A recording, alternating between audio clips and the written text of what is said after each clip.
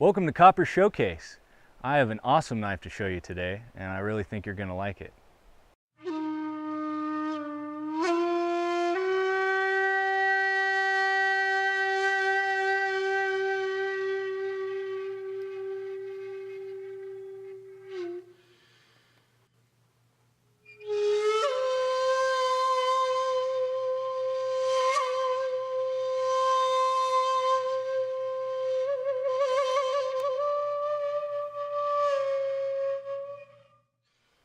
How's it going?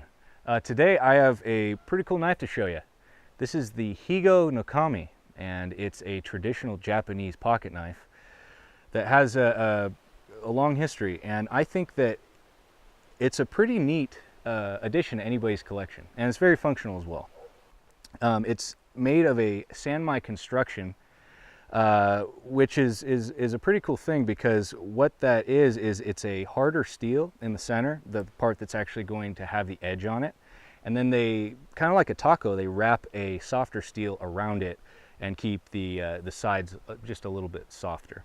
And also it really equals out to a pretty thick, rugged blade, which I think is pretty cool. Another feature of it is it has a little lever on it. Okay, so if you're trying to open this thing, you can use this lever with your thumb and it opens up. One thing to consider is it doesn't necessarily have a locking mechanism.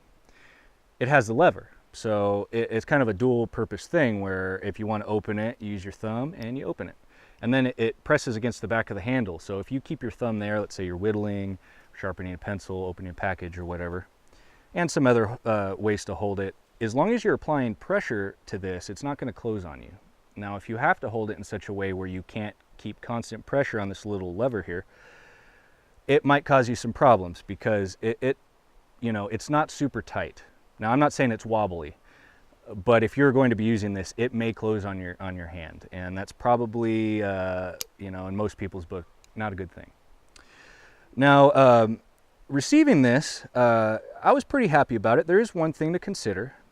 It's the sharpness. I'm not saying it was totally dull, but it didn't have like a razor edge.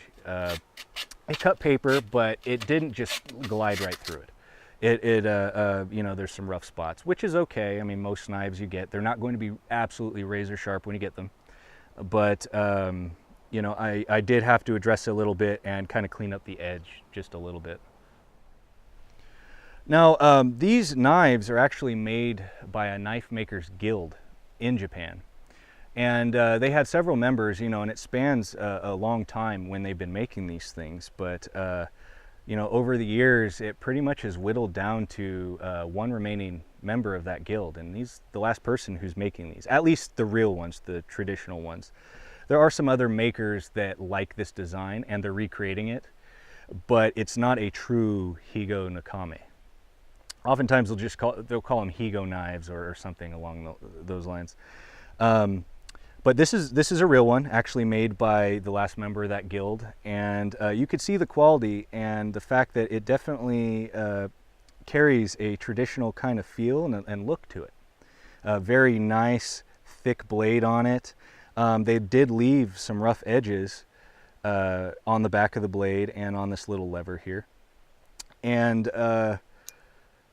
just an all-around good knife. Now, as far as this handle material, at first glance it appeared to be brass, but then looking at it a little closer, I'm not 100% sure exactly what kind of metal it is, but it just serves as the handle material, and it should hold up just fine. It houses the blade just fine, it fits in there nicely, and I don't really think you're going to have too many issues with it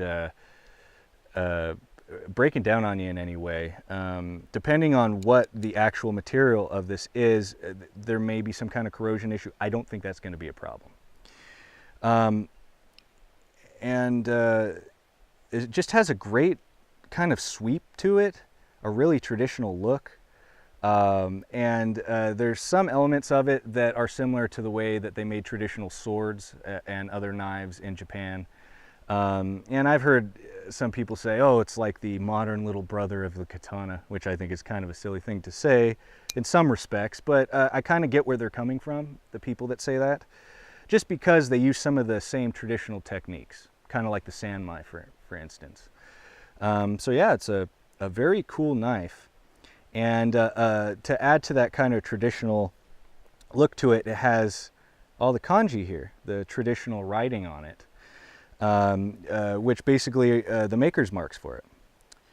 And I'm definitely a fan. I mean, it's basic, which is good, you know, in a lot of ways.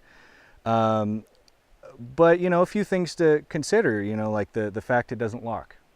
As long as you're conscious of that and you hold it in the right way, that's not going to be a problem. When you get it, expecting it to be razor sharp, maybe I just got one that wasn't. But, you know, with any knife, really, be prepared to sharpen it. Other than that, I would say this is a great addition to anybody's collection. And if you want to keep it in your pocket or keep it in your tool belt or just in a drawer to open packages or whatever it might be, this is definitely a good choice.